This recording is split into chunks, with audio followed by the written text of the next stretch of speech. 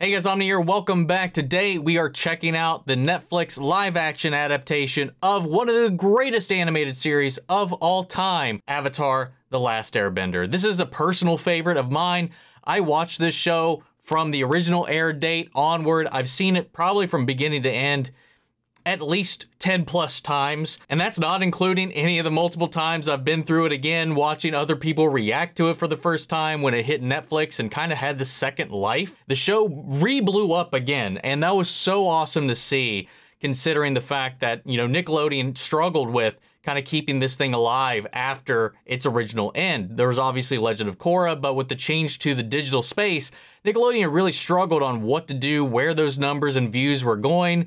You know, they flirted with putting some seasons exclusively online, and that didn't really work out for them in the long run, at the time at least. So like this being accessible to so many people who had Netflix was such a boon for the franchise, and it was so exciting seeing so many people fall back in love with this show, like whether it's for the first time or, you know, getting to re-experience it again. And it was a wild, wild period, wild ride that I was just kind of like sad I wasn't able to participate in. This is one of those shows where I wish I could have just deleted it from my brain and just re-experienced it for the first time again. That's one of the reasons why I just really love watching people watch this show or share this show with other people, sit beside them, get those reactions, because it's, again, I said this many times, it's one of my favorite things about reaction videos is the closest you can get to ever feeling that high of watching something for the first time again. One thing that was a lot of fun was getting to talk with a lot of people, being invited on by Passion Fruit, my third time over there, and doing crossing the streams as we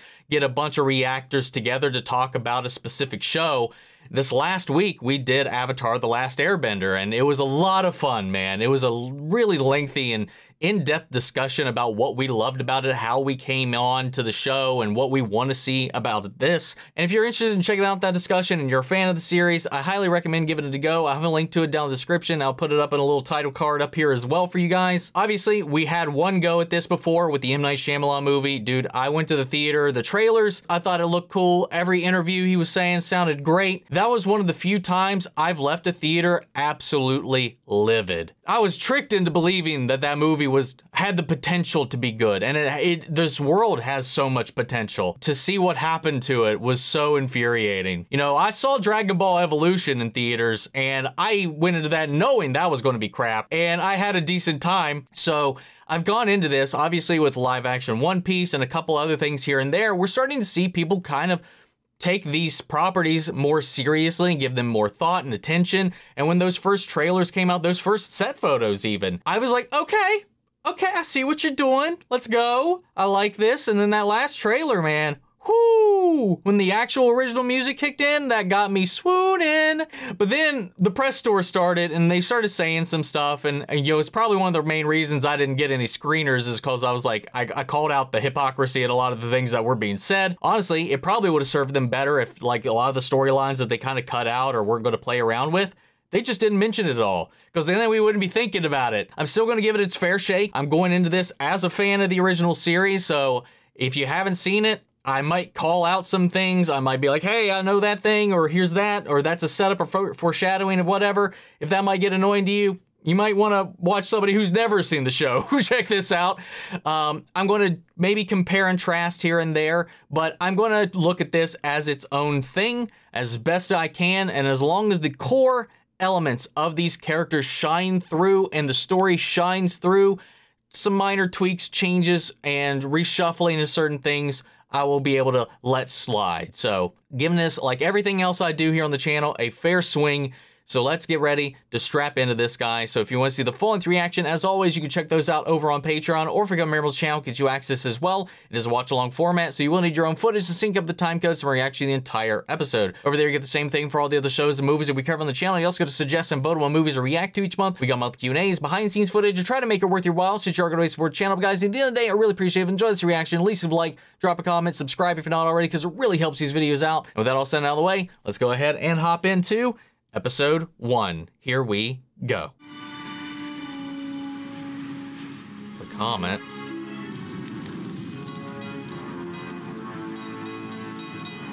Oh, are we actually going to see when the Fire Nation attacked? Okay.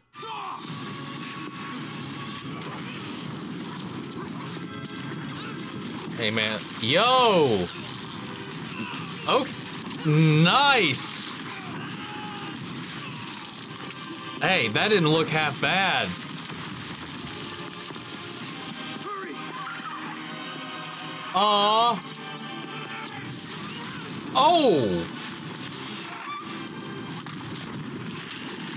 Oh, dude. All right, it's starting off pretty solid right now. Yo! Come on. Oh, they got the ostrich horses. Get that to the Earth King. They're going to start a war.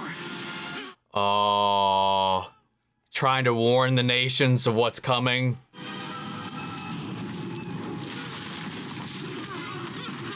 God damn, this is a badass start.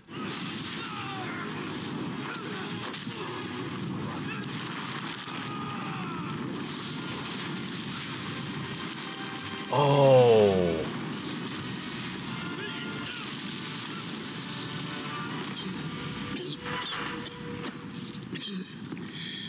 You're too late. Your battle plans are already on their way to the Earth Kingdom. Good. When your king receives those plans, he will redirect his forces to your borders, and the entire world will turn their attention to the Earthbenders. Oh, this. You wanted us to know. We aren't the real target. My sights are set higher. Much higher.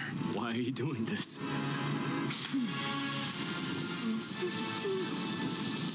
Because it is our time. Oh my.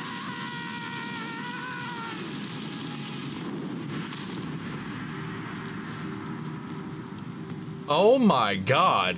A masterful ruse, Your Highness, but tactically, the Airbenders are not the threat. This isn't about the Airbenders. This is about one who lives among them, the only one who could possibly stand in our way. But the Avatar is yet to be revealed. Which is why we have to kill them all.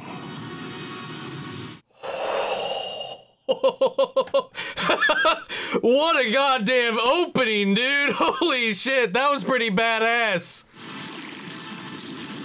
Earth. Oh, dude. Fire.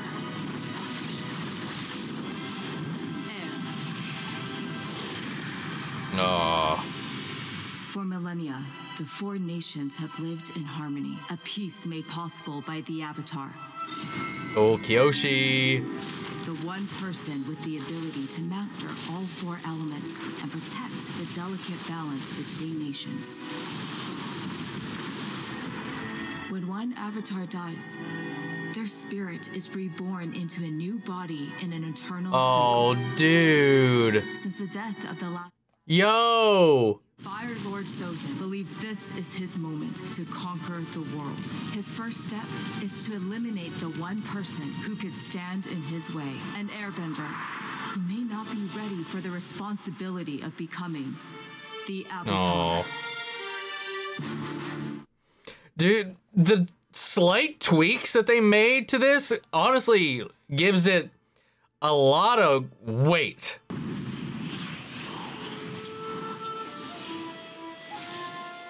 Oh, I do like the fact that in the original we don't see the onset of the war, like what kind of leads up to it or builds up to it, but I did, holy shit, this is gorgeous. Oh. Because it leaves a lot to the imagination, but I get what they're doing here.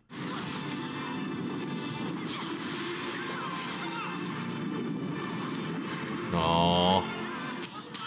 Show off. You skipped training again. It's all the same drills.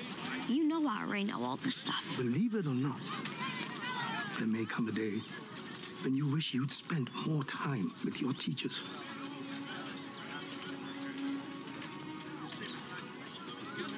Now, God, I the felt that other moment, students man. will go help Fuck. set up the great college festival.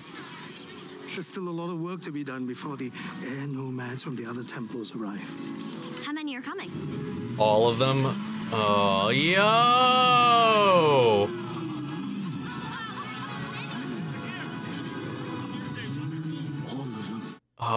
God, that just makes it so much easier. He is only 12. We can't ask this of him. Fire Lord Sozin is planning to attack the Earth Kingdom. But there's much he still needs to learn about responsibility, expectations. For a hot second, he sounded like Gyatso. The role of the Avatar is a heavy responsibility, but it is not our place to choose who bears that burden. And I fear you've grown too close to Aang to see that, Brother Gyatso. Aang must leave immediately to begin training in the other bending disciplines. Damn. But what I was saying was, you can definitely see the leaning into the CGI digi-doubles and stuff to make the fantastical elements come to life, and it's very noticeable, but I can completely get swept up in it, all things aside, just to kind of see the flair, the flourishes, and the beauty of the bending come to life and not be restricted. Most receive their markings in the main hall, but I wanted you to receive yours in the presence of Yang Chen. No. Last air nomad to be the Avatar. Yeah, we saw her, Yang Chen in that lineup on the steps with Roku. What's his name? After Yang Chen's death came Kuruk of the Water Kuruk, Tribes, yes, thank you. Kyoshi of the Earth Kingdom. And then Roku and the Fire Nation. Yep. Which means the next Avatar will once again be an airbender. You have always been special. The most talented airbender I have ever known. I never asked to be special. But you are. You are the Avatar. The one person who can master all 4 elements. The world needs the Avatar. The world needs you, Aang. You're strong and kind and generous. Remember it. Always remember who you are. Remember who you are. Can't I just keep pretending I'm your friend? You are my friend. You will always be my friend. No. That's such a burden. They captured that pretty well here, man. The weight and gravity that weighs on a 12-year-old kid. Appa. Hey, Appa! Look at him! God, infinitely better than that abomination in the movie, dude. The other kids always say I'm lucky because of the things I could do. But I'd trade places with any of them. No. I don't want to leave. I don't want the responsibility. I'm scared of my power. I'm scared of being alone.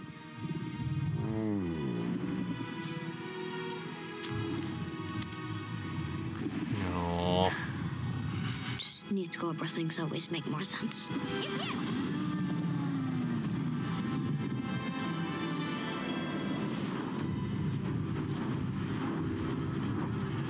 Oh, they're already here. Dude, the costumes and the sets are on point.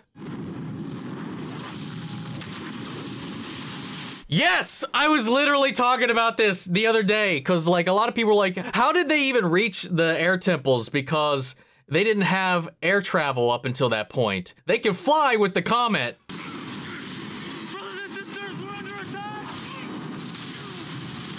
God damn. With the power of the comet, they can just Iron Man.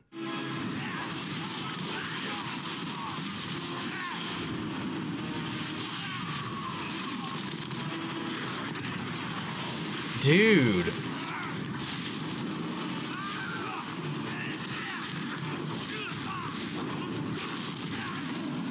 Jeez, man. Oh my God. Like, it's still reeled in, but this is gritty.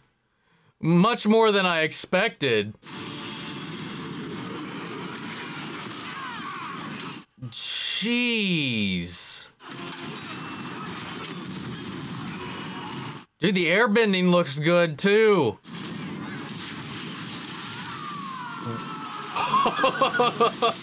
Dude. God, this is awesome. Maybe we should head back home.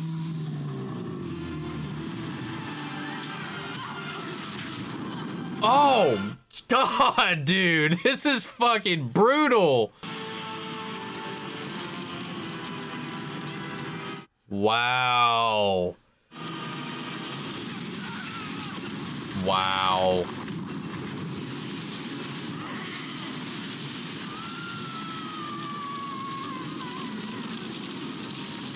Oh my lord. Dude, he literally turned her to ash. Oh, and he's holed up with all the children.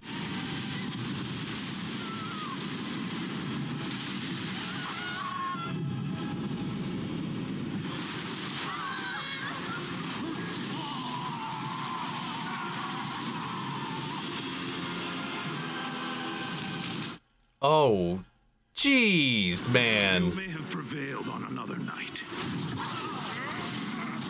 Yeah. But not when we have the power of the comet.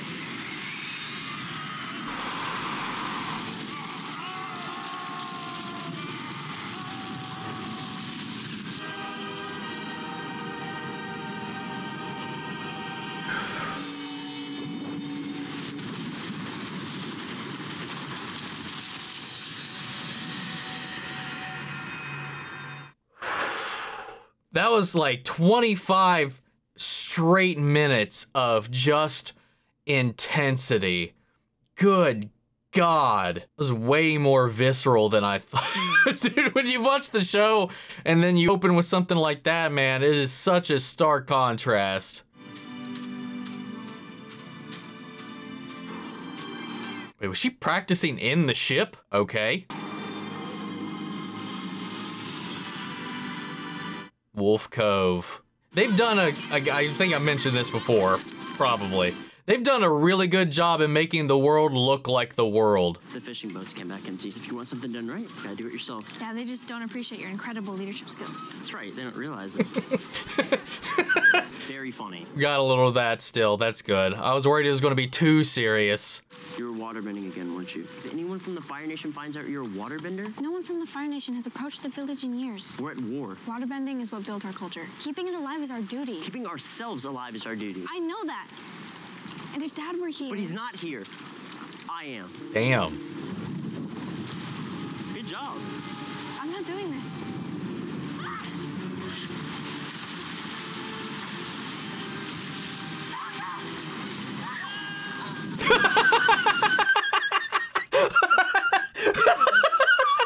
That scream, dude, was good. But changing up that dialogue was a great bit of world building, you know, to explain in a very concise but not beating you over the head kind of way that the Fire Nation has targeted waterbenders. They need to keep that on the DL, you know, what they're struggling with, their families all fighting. There's a lot of things you just said with, honestly, quite a little. Katara? Okay, nice. Oh. Jesus!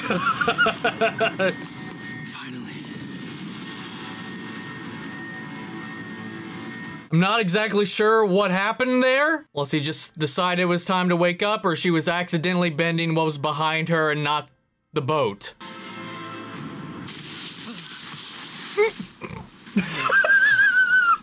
Where did he come from? Well, I mean, she got the boat, so maybe her bending just woke him up. I'm not exactly sure what happened there. What are you doing? You're not thinking of leaving him. Katara, a strange glowy iceberg just exploded and left behind a mysterious little bald person. What part of that makes you think, great, let's bring him home? Sokka, he's just a kid. But why listen to me? I'm just responsible for the safety of the village. Yeah, I'm a little uncertain to what activated him there. In the show, you know, it was Katara was getting angry because her and Sokka were bickering. In her rage, accidentally cracks and explodes at herself. The only settlement in that area is Water Tribe Village in the South Pole Territory. That's where we have to go. Where do you think we'll find the Avatar? Yes. What's up, Carson? Sometimes light beams are nothing more than celestial glimmers in the winter sky.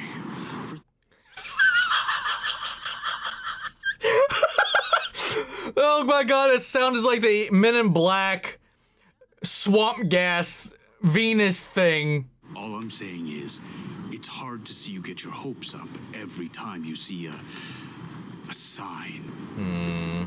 It'll all be worth it once I return home in glory to take my place as the rightful heir to the Fire Lord.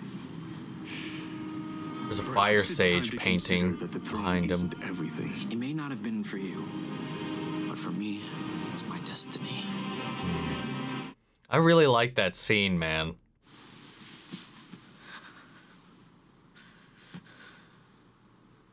Man, I like what they've done with his tattoos. God, so much more, infinitely more than the movie, man. Anyway, I need to not bring that up. I just should just not bring that up ever again. Aww. Just seeing kids being kids got him excited. Maybe he could play in their reindeer games. Aww. Hey, get away from him! What are you thinking? Have you completely forgotten your training? Where am I? How did I get here? You tell me. Appa? Appa! Where's Appa? His line delivery is still pretty shaky. They're great. They're good. He is an airbender. Oh, well, he's already got a whistle. Came with one of those. Honestly, that makes sense that he would just have one. 6 legs, horns, brown arrows, sky bison. Sky bison. Oh God, I love Sokka. He's getting me.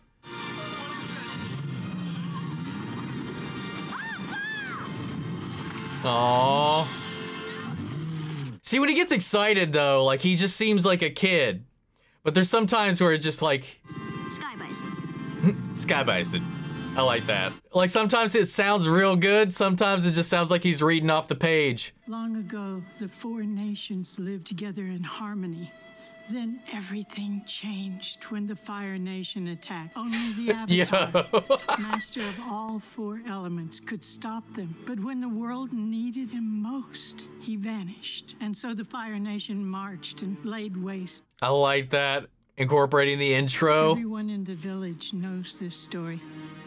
But you don't, because you've been trapped in that ice this whole time. The last time that the great comet was seen in the sky was 100 years ago. He is the last airbender. I don't know how any of these scenes will hit for anybody that doesn't have an affiliation with the show, but my God, I don't know. There's so many of these little moments that just really get me to feel it in my gut. When I was little, I didn't really understand the war until the night the Firebenders came. They destroyed everything in their path. Everything. Everyone.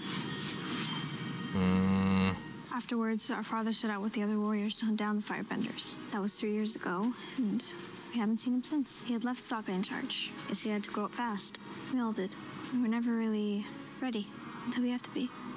That was a nice little partied word right there. Not partied word, they're still like right together. That was like very relevant to what he was, what he's dealing with himself. I had friends in the Fire Nation. I used to visit them. No one visits other nations now. Only friends with their own kind.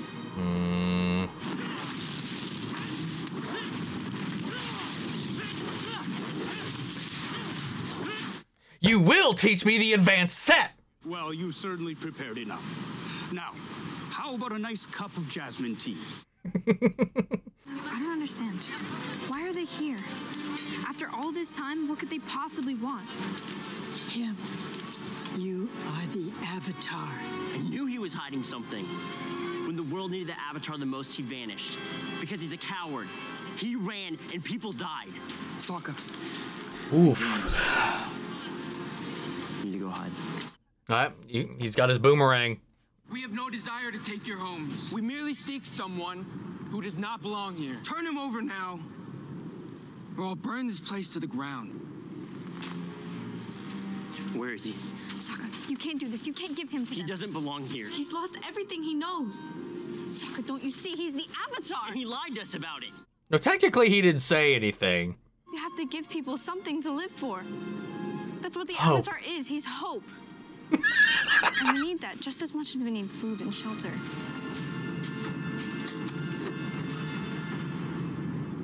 am Sokka, son of Hakoda, lord of snow and ice. On behalf of the Water Tribe village of Wolf Cove, I demand that you leave immediately. If this is the path you've chosen, then so be it. Let's settle this between us, leader to leader. You really need an army? I thought you firebenders had some guts. Don't fall for it. Ooh. We overpower them. It's no contest. Well, where's the glory in that? Also, point. Except...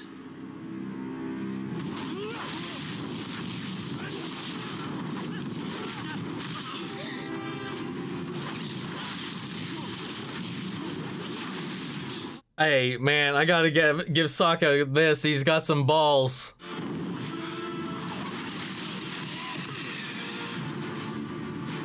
Leave him alone! Oh, the theme kicking in. I'm so glad they have access to the original music, man. Holy shit.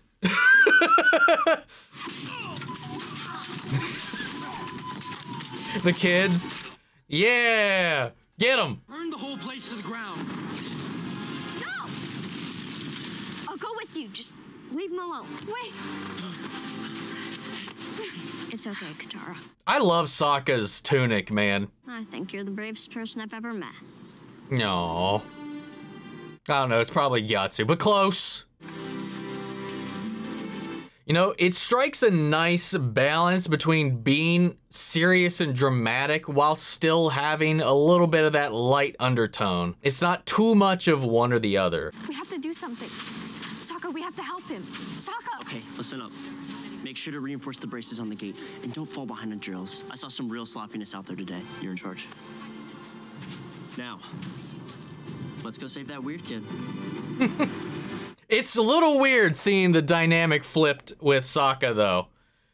But, hey, roll with it. Why did the Fire Nation start this war? Some people say it is within our nature to expand and consume, like fire itself. But in the end, for most of us, it doesn't matter how this war started. It only matters how it can end. And the belief is that by capturing you, the Fire Nation can finally bring that about. Is that what you believe? I must leave. Aww. But I look forward to many more conversations with you, Avatar. In the meantime, I'll have some jasmine tea sent to you. It's quite soothing. Aww. Nice. It won't be easy to catch them. I know. Hopefully you can find a swift current. Maybe draft off their wake. We could go another way. You're not serious. Katara, no. There's no way you're getting me on that.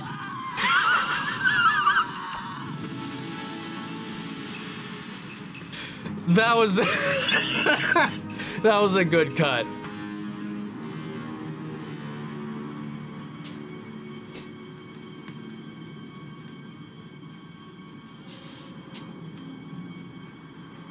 I'm studying the avatars.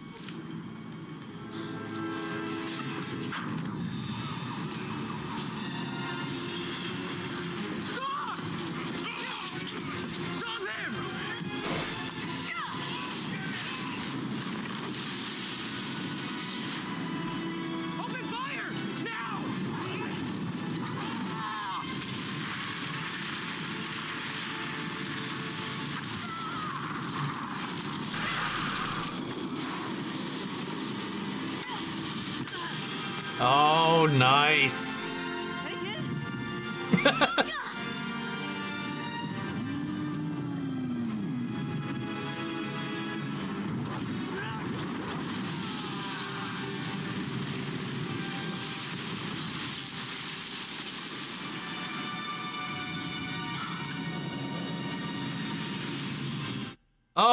Oh shit, what? I was a little confused. I was like, what the hell just happened? You're gonna keep coming after you. Which means we can't go home. So where do we go?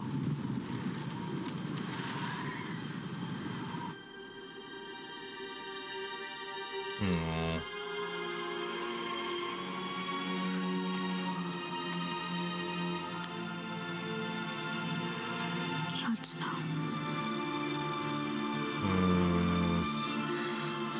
Now this would be a huge burden for anyone.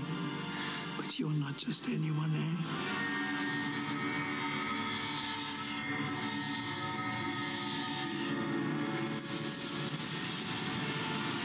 What's happening? What is he doing?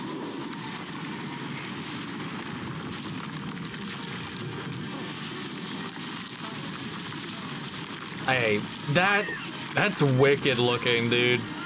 I can't imagine a better person to have been given this power. You are my friend. You will always be my friend.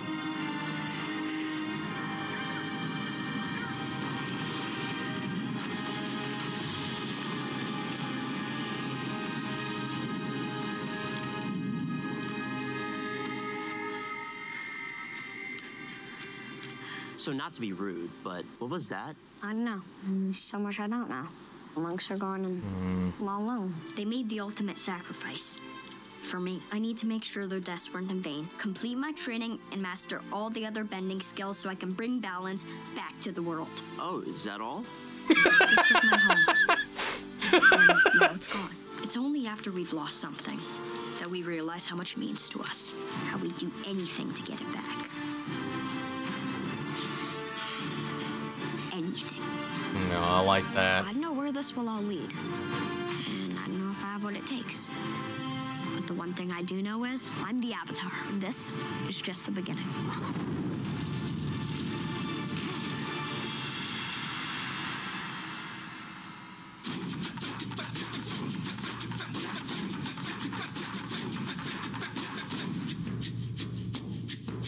Sorry, I had to.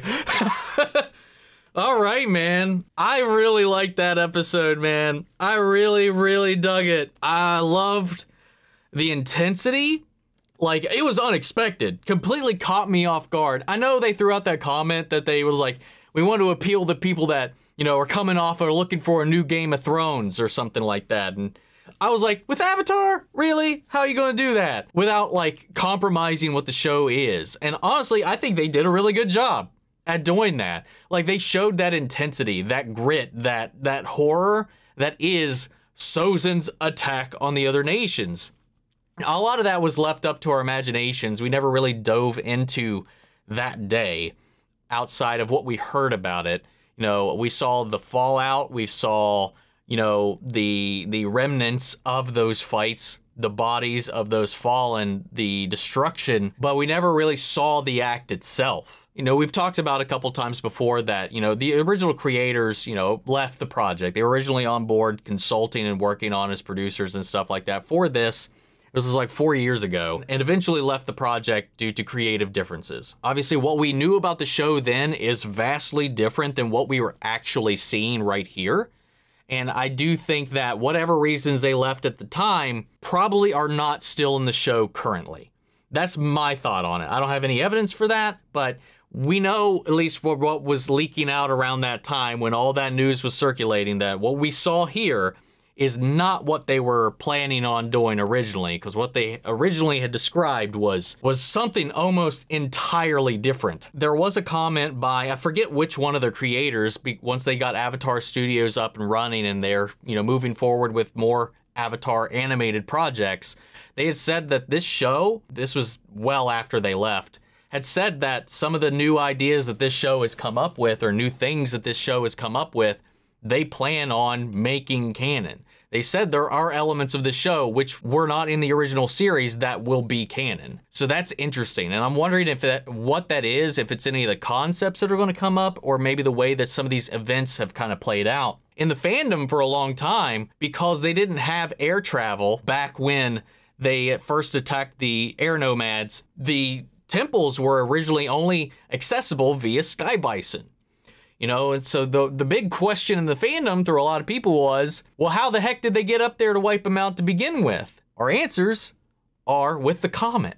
And we got to see that. And that was something that I've talked about a couple times as well, not on the channel, but there's something like talking with other people, other fans of the show that's kind of come up, is like empowered by the comet gives firebenders so many other abilities. We have evidence of that in the main show itself. They don't need airships on this day. As long as the comet is in the sky, their powers are amplified to the point where they can just Iron Man themselves up there. That's why he said, hey, Gyatso, any other day of the week, you probably would have bested me today. And the brutality of all of that, the incineration of those people, the visceral nature of the attack. Honestly, it was a lot more than I expected when they were throwing that out there. This whole Game of Thrones idea.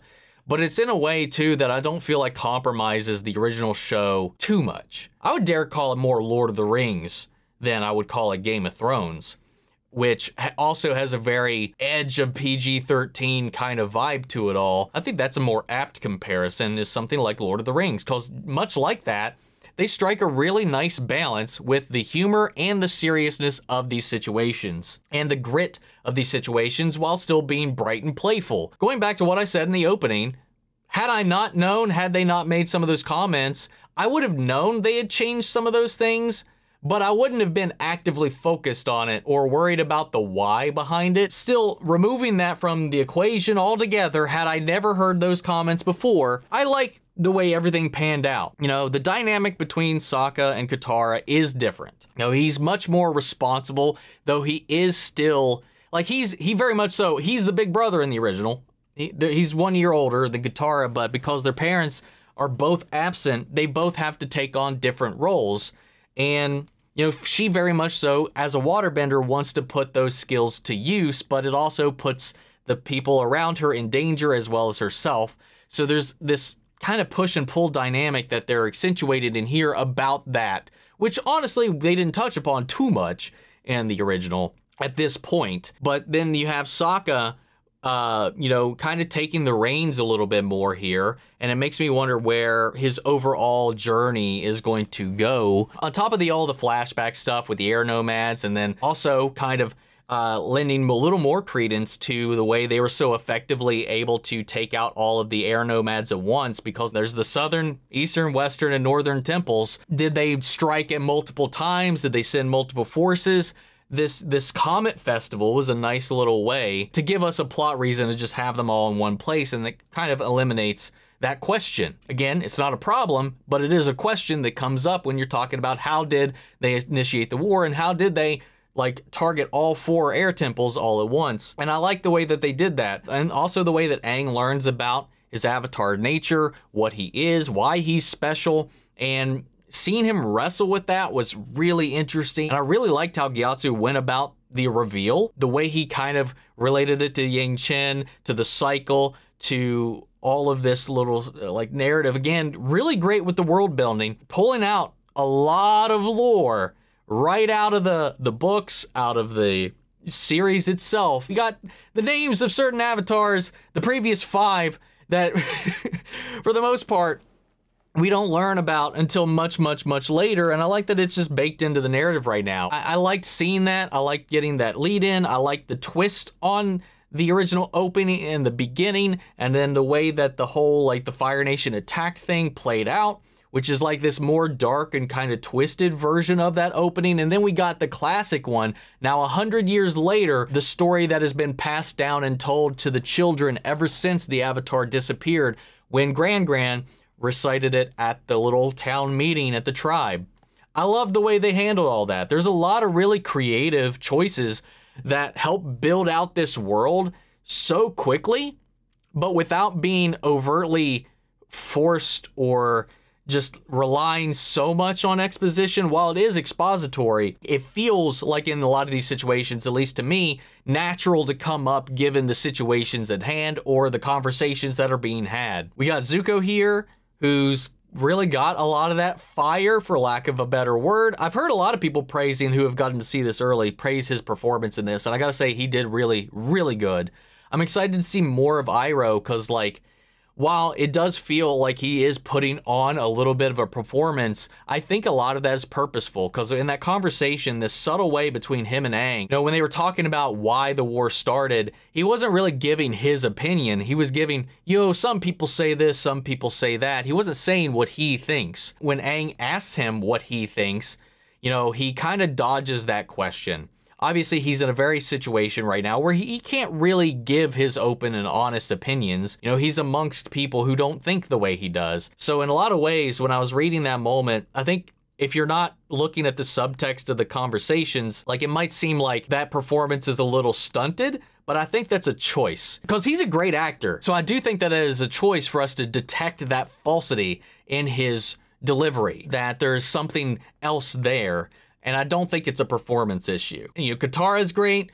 Sokka's great. I love his sarcasm. I like his little comedic moments. I'm so glad they kept that intact. Appa looks great. Visually, everything looks great. The martial arts, the combat, all is honestly really great. The choreography, the cinematography, and the way they shoot all of the action has been done really well so far. You know, while there is very much so this reliance on digi-doubles and CGI, it's kind of the only way to go around this. And with the scope and scale and size of this show, you know, sometimes it is very obvious that it is animated, but it doesn't really take me out of it. As long as the action stays fluid and stays kinetic, I'm not really going to worry about that much and harp on the CGI not looking hyper realistic. The only other hang up I really have is Aang's actor. I apologize that I just keep using the character names because I don't really know a lot of these actors' names. For the most part, I'm not familiar with most of this cast outside of, you know, Paul Sung-Hyung Lee. I think he's the only person by name I know other than Daniel Dae Kim, who I do believe is Ozai in this. Outside of those two, I don't really know a lot of these actors. This is the first time I'm seeing a lot of them, so I might adhere to calling them by their character names, and I apologize for that. Really, when it boils down to it, there's a lot of really interesting creative choices that I'm not really upset by or turned off by. I think some of it really helps with the way that we kind of have this time crunch because we have less time to tell this story. I think they find a really nice way to kind of work around that while also building things out. So I really like a lot of the choices. There's only two real hangups I have in this episode as far as criticisms really go. And that is the moment where Aang awakens from the iceberg. I'm not exactly sure because it's not very clear what happens. She's waterbending the boat, but then that just explodes behind her. You know, there's no action or there's no cause or effect. It's almost as if the act of her waterbending triggers Aang because we see the boat moving. Because I know in the first two episodes, there was this gag where she didn't know. She was still trying to learn how to waterbend, but she kept doing things backwards, so all the actions she was doing were doing things that way. So it might be an allusion to that, but the thing that throws me off from that is that the canoe was moving. So she was moving the boat towards them, but then this was also happening behind them. That was the only time I had like a little bit of a qualm with what was happening action-wise within the scenes.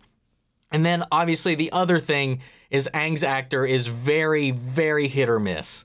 There are some times where he is just singing and just gives off this Aang-like energy, this childlike wonder, where he feels like a 12-year-old kid giving you shit or just having fun.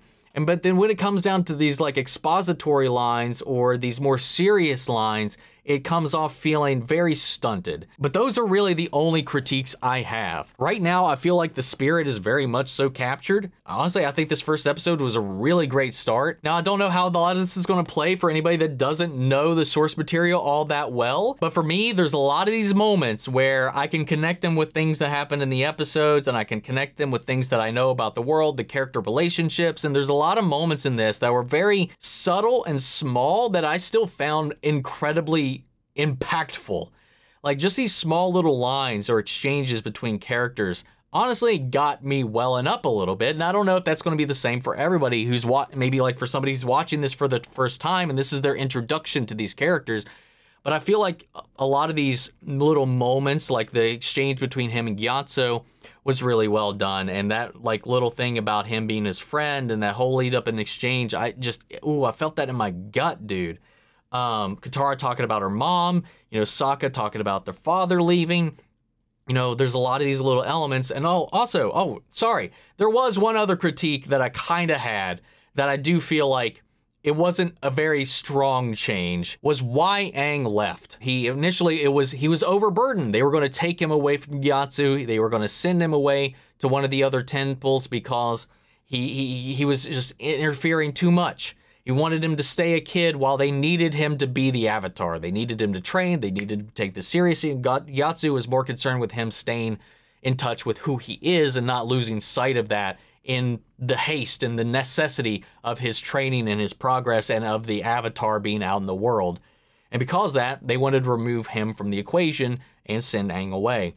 And after all this revelation and everything that was going on, you know, him being the Avatar and being kind of excluded from these reindeer games, you know, it weighed upon him, and he ran away. He ran away from the responsibility. The responsibility was too much. And that was always super powerful and super relatable, and it came back around in a different way in this, but I didn't find that as powerful.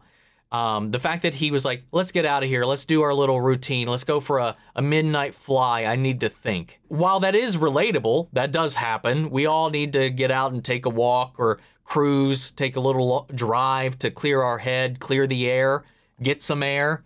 You know, he was basically just taking a little like thinking cruise, and with the intention of circling back when everything was said and done, and then just got lost in the storm. I find that a little less impactful. It doesn't hamper anything, and it's just because I know the original, and I think what they did there, it thematically works a little bit better and gives Aang a lot stronger of a sense to his character and his character arc. You know, they removed seemingly the activation of the temples and all that kind of stuff, where they had this, like, these totems, these artifacts where Zuko's like studying the avatars. That's a new little inclusion, that those lit up when he awoken from the iceberg. You know, they're kind of removing the whole temple factor. Though it does raise the question of, if those things are happening outside of the temples, if there's a way to literally have an avatar detector on hand like that, if he activates the avatar state or anything like that, beams up, beacons up, you know, that you can just be like, bloop, bloop, bloop, bloop. Like, a little weird, a little interesting. Because there was a whole thing where he was at one of the temples, and then he had this triggering effect, and then that signaled and activated all the other temples. It was this cascading domino effect. I don't know how that's going to play out here with that change out. We're at the temple. We haven't run into Momo yet. I know Momo's in this, so we'll probably still be there in the next episode. We didn't see them leave at the end of this one, so we'll probably spend a little bit of time in the next episode here, maybe picking up Momo, or maybe we'll pick up Momo somewhere else. I don't know. So despite those minor criticisms, I thought they did a damn good job with this. Guys, what did you all think of this episode? Sound off the comments. Let me know your thoughts down below. We're carrying the conversation after the video. Hope you enjoyed the reaction. If you did, leave a like, drop a comment, subscribe if you're not already. Remember, if you want to see the full-length reaction, you can check it out over on Patreon, or if you become a member of the channel, get you access as well. And speaking of before you go, I want to shout out our channel legends: Manny Sherritt, Ryan Karen, York, Coruscant, Melita, Rubber, Anguiano, Jeffrey Hale, Jake Cottrell, Eric Official, Casey Wood, Russell Crockett, and Justice Smith. Thank you guys so much for continued support. But that's it for this video, guys, and I'll see you all in the next one. Take care, everybody.